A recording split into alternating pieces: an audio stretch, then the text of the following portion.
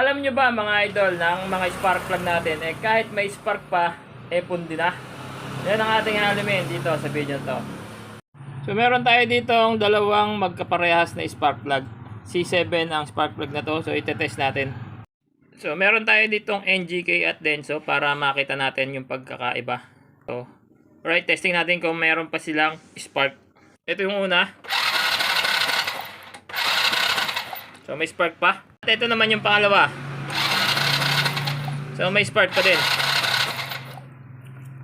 Ngayon, testingin naman natin ikabit dito sa ating motor.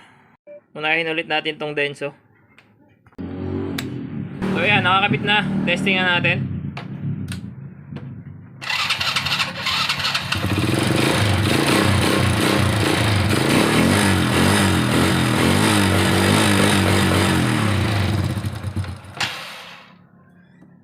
So itong Denso is good pa, yung spark plug natin. Next naman natin is itong NGK. Okay, so ito naman, ikabit natin itong NGK. So disclaimer lang mga idol, hindi tayo nagkukumpara ng dalawang brand na to. Alright, so tinetesting lang natin kung bakit at kung paano nangyayari na may spark pa yung spark plug pero pundi na. Alright.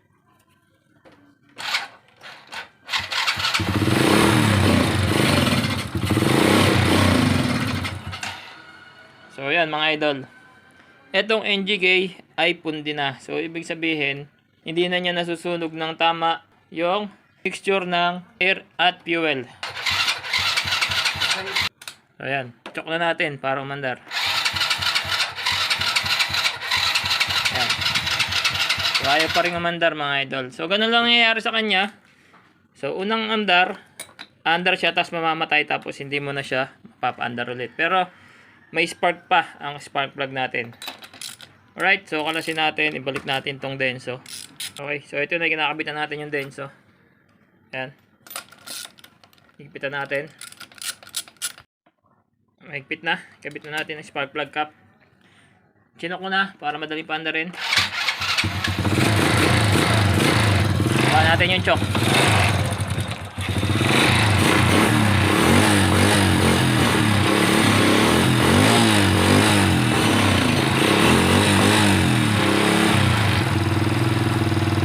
Ayan, so nagme-minor siya mga idol. Alright.